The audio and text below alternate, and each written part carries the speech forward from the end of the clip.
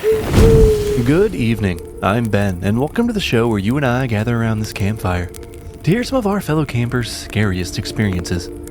Whether you're a new or returning camper, I am happy to have you. Tonight we hear a story sent in by camper Breana about her experience working at the Pima Community College, Desert Vista campus, where she encountered one of the many ghosts that reside on campus. As always, before we begin the show, if you'd like to check out our camp's bonus episodes, head over to patreon.com/doyouwannahearaghost-story. You'll also gain early access to ad-free episodes, get a shout out at the end of one, and much more. Now, without further ado, do you want to hear a ghost story? I hated closing up the cafe. Sure, it wasn't a hard job, cleaning the counters, counting the till, and locking the doors. But closing always felt different. In fact, this whole place changed after dark. I worked the cafe at Pima Community College, the Desert Vista campus to be specific. It had been one of those shifts where you're counting down the minutes until you can clock out and go home. I'd just finished wiping down the counters and locking up the registers. All I had left to do was do a final walkthrough and take out the trash. It had been a long day, and I was tired. Tired enough to let the ghost stories of campus creep into the back of my mind. I'd been working here long enough to hear all the stories. The whole campus just had a weird vibe. And it wasn't just me who said that. Ask anyone who worked here or went to school here. People would always talk about the shadows in the library, the voices in the halls, and the books flying off the shelves in the bookstore. I'd even had my own weird run-ins in the kitchen, but I always told myself that it was all in my head. The kitchen always felt creepy. Every time I had to walk in there to check storage, it felt like I was being watched. But the light switch was all the way in the back, so tonight I had no choice. I was used to it by now anyways, rushing to the switch, trying to pretend nothing was wrong. But that night, as I walked towards the switch, I heard something. I told myself it was the refrigerators, or maybe the wind outside. Anything but what I thought it really was. But that's where my bravery ended, as I didn't stop to check what happened. I just grabbed the trash bags, turned out the light, and ran out of there. I was finally almost done for the night. One more step and I could be on my way home.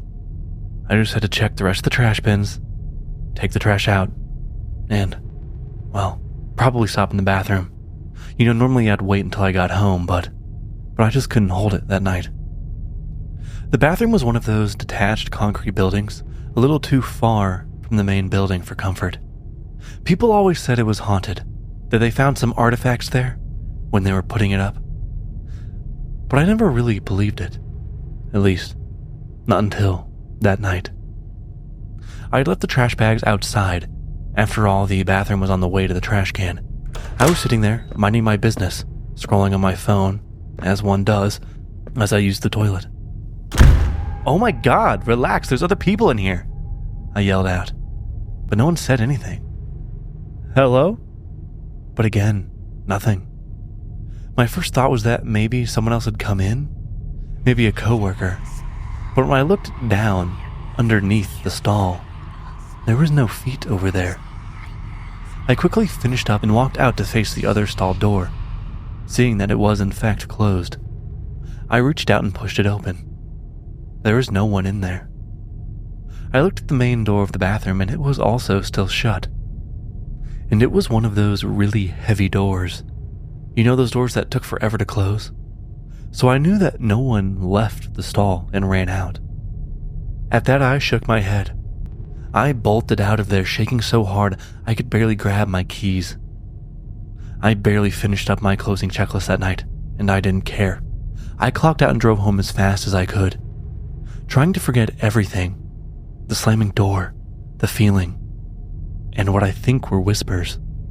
As I said, I've heard all the stories of Desert Vista, of the Hohokam tribe artifacts found under the parking lot, of the sound of children in the library, the moving books in the bookstore. But that night, the bathroom, the area where the stories I heard weren't so convincing, it was there I became a believer.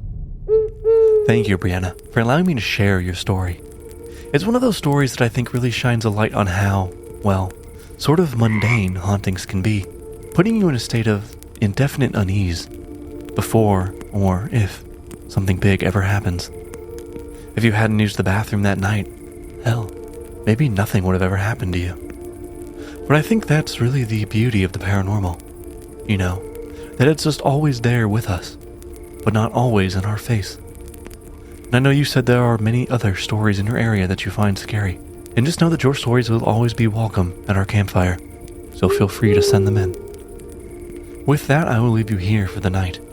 If you want early access to ad-free episodes, a shout out to the end of one, head over to patreon.com/do-you-wanna-hear-a-ghost-story. And as always, I am glad to have you all as campers on this journey. So please keep sharing the show with anyone you think might like these stories, or someone you're just trying to scare. If you are enjoying the show, please leave a review. I love reading them. Until next time. I'm going to cut this part out and put it in the comments after the show. But as I was reading this, my lights went out. And I damn near had a fucking heart attack. Jesus Christ. Alright.